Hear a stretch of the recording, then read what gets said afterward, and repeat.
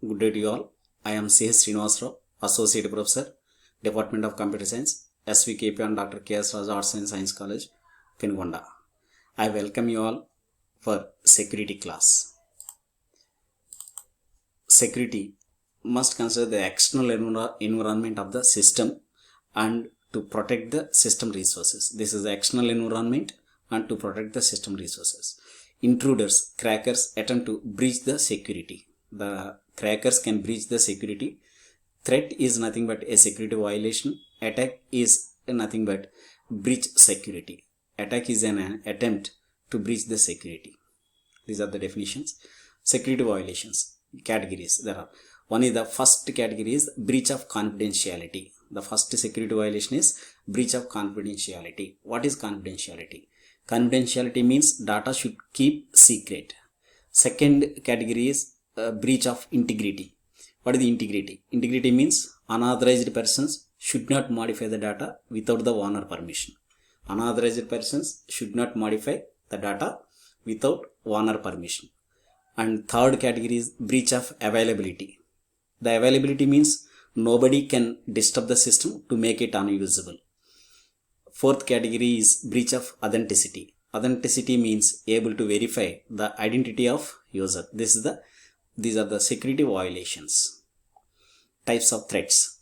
Threat is nothing but an event that cause harm to system in the form of destruction, disclosure, modification of data and denial of service. The threat is an event and that is in the form of destruction. That means physical destruction. Disclosure, modification of data. This means disclosure means exhibit all. The modification of data and denial of service. The first one is first type of threat is interruption. Interruption is physically destroying the hardware resources. Interception means the person access the data without any proper permission from the owner. Data modification is unauthorized person gains the data and keeps the copy and then modify that original data, send it to the modified data to the destination. The interception, just the hacker just receives the information and there is no modification. But cracker can receive the data, modify the original data and send it to the destination. This is the most dangerous. Data modification is the most dangerous. And the fourth type of threat is fabrication. Unauthorized users, persons can insert on behalf of the sender or the owner, the source. The unauthorized person can insert unnecessary information to the destination. So this is the fabrication. See the diagrams. Interruption. Physically destroying the hardware resources. Normal flow is the information is flow from source to destination. This is the normal flow. Interruption occurs. That means the information from source to destination, in between there is a distraction. This is the physical damage. This is nothing but interruption. Second threat is interception. The person accesses the data without any proper permission from the owner. This is the normal one, source to destination. The source is the owner and destination is the receiver, sender and receiver, without proper permission from the owner. So he receives the information, intruder receives the information. There is no modification. He may know the information. So this is the interception. Third one is the data modification. Unauthorized person gains the data and keeps the copy, then modify the original data, send it to the destination. Similarly, the source to destination, we are sending ABCD to the destination. This is the normal flow. You send the ABCD, the receiver also receives the ABCD. Whereas the cracker can modify this original data, source send the data ABCD that is received by the cracker or the intruder. So this is the ABCD, the original data that can be modified with modified as EFAB. That modified data, corrupted data, send it to the destination. So actual data is ABCD received by the receiver EFAB because of this particular threat, data modification threat. This is the most dangerous threat. And fabrication. Unauthorized persons insert the unuseful data to the system. Insert unuseful data to the receiver. Source is not sending any information. Destination also not receiving any information. Both are in idle. But the intruder can send the unnecessary information to the destination on behalf of the owner or the sender, on behalf of the sender. Actually, the sender is not sending any information to the destination. On behalf of the sender, the intruder can send the unnecessary information to the destination to keep the receiver busy. This is called fabrication, denial of service. So these are the types of threats. Cryptography. The second topic is cryptography. Cryptography is a mechanism of providing security. Cryptography is nothing but that is a one mechanism. It provides the security to the information from unauthorized users. From unauthorized users, it provides the security. The secure, this is the source and destination of messages cannot be trusted without cryptography.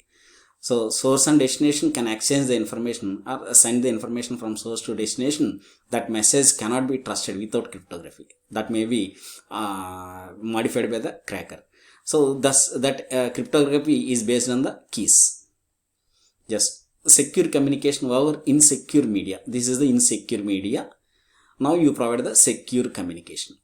Now this is the sender, this is the receiver, intruder. This is the attacker.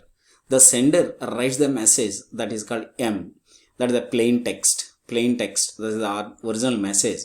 The encryption at the sender, it performs the encryption algorithm. This algorithm can translate or convert the plain text to the ciphertext by using encryption key. This is the encryption key. Use this encryption key to convert the plain text to the ciphertext by the encryption algorithm. Right. So you transmit the ciphertext information from source to destination.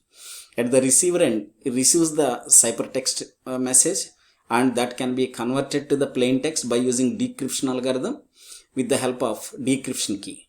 Where here the encryption key, this is the decryption key.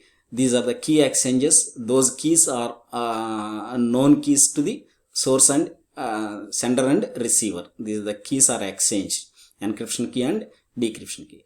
So the decryption algorithm can convert from ciphertext to plain text by using the decryption key. That is the original message. The receiver receives the original message and used by the receiver. In between, this is the insecure media. From this insecure media, attacker suppose receives the information. That information is the ciphertext information. The attacker doesn't know whether that original message, because that is the encrypted message. That's the way provide the security over the insecure media. Encryption algorithm. There is a set K keys and M messages. C is the ciphertext. A function encryption can translate the message to the ciphertext by using keys.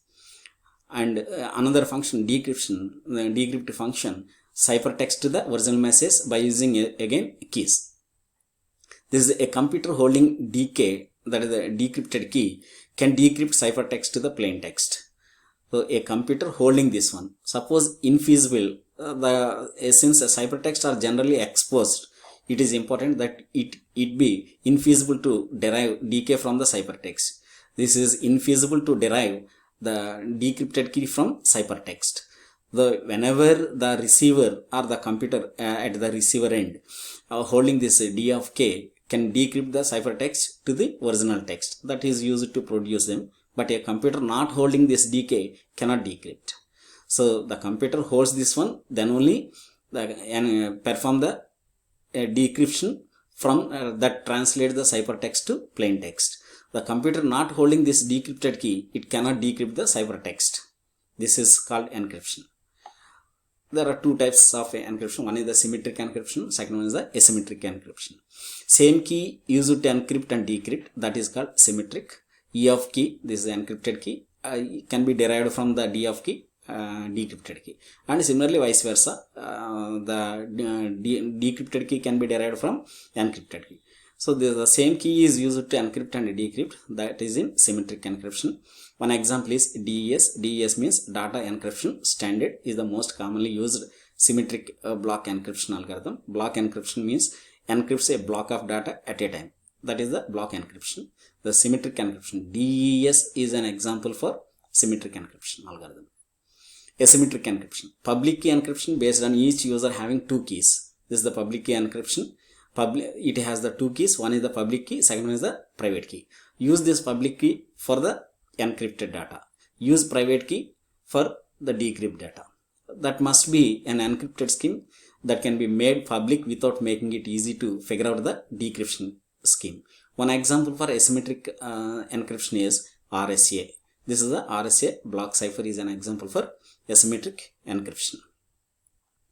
So third topic is digital signature. This is the most important for any digital documents. Suppose any sender can send the one digital document to the receiver that is authorized with a digital signature. So that's why the digital signatures are very important in digital documents. Digital signature is another mechanism, provides the security to the documents. The digital signature provides the security to the digital documents, and we can apply the cryptography in digital signatures. Document owner applies his private key to the hash to get D by using a hashing algorithm. That value is called signature block appended to the document, digital document. The signature block is appended to the digital document, which is sent to the receiver. At the receiver end, he computes the hash of the document using a hashing algorithm. A receiver also applies the sender's public key to the signature block to get E, and he compares the computed hash and the signature block value. So if those two doesn't match, then he decides something wrong. If those two are equal, that is the original document sent by the sender. Digital signature block appended to the document. This is the original document compressed, use the hash algorithm. So to get the D, this is add the signature block to the original document. The original document along with the signature block, send it to the receiver and he receives that one, calculate the hash, and then by using the sender's public key, he can decrypt this one. So both will match, both are the same, then that is a valid document. Otherwise, if match doesn't occur, that is an invalid document. That is about the digital signature. Now the next topic is user authentication. Identifying the users when they log in is called user authentication. Identifying the users when they log in. At the time of login, you identify the users. So that is nothing but user authentication. How to identify the user? By establishing through passwords. The passwords, by using passwords, so you can identify whether the user is valid or not. The passwords must be kept secret. You can frequently change the passwords for the protection, or use non-guessable passwords. So in general, the most of the users can use the date of birth, name of the village, like that, the common words. So the hackers can easily get those words from the Facebook or social media networks. So that's why the non-guessable passwords, the users can set the non-guessable passwords. The passwords may also either be encrypted, so that is the one way to protect, and the second one is allowed to be used only once. The passwords are allowed to be used only once. These are the ways to perform the protection or identify your authorized users. So this is the end of the security. Thank you one and all. Thank you very much.